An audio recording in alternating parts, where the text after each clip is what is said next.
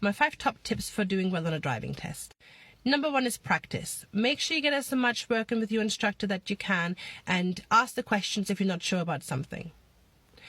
The main thing is try and get as many lessons in as possible, especially before the test. I usually advise at least a lesson the day before the test so that if there is anything that you're not sure of, we can get that covered. Stay calm. I know this one is easier said than done, but if you get those nerves and you let them take over, as soon as you get in the car with that examiner, you've already lost. Try and keep yourself relaxed, breathe through it, and just remember that the examiner doesn't want you to fail. Don't rush.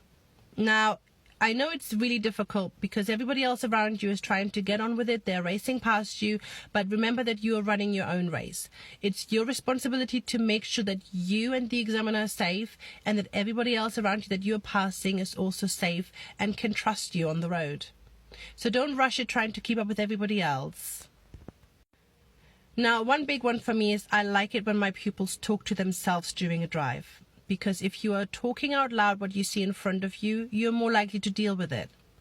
Don't try and have conversations with yourself in your head because then it becomes a should I, shouldn't I kind of scenario. Just try and speak out loud what you see and you're more likely to deal with it. Now, one big thing that people forget is that the preparation for your driving test actually starts the day before. So make sure you have a good night's rest. If your test is in the morning, make sure you have breakfast before you set out. If your test is in the afternoon, make sure you have some lunch. Make sure you drink plenty of fluids. It's really easily forgotten that when we are nervous, we don't tend to want to do all these things, or we forget about them. But keeping your brain functional is one of the main things that you need to do in order to get that test done and to be successful first time. Ultimately, you want to trust that your instructor as well as the examiner will be rooting for you. Nobody wants to see you fail. So if your instructor feels that you're ready, by all means go for it.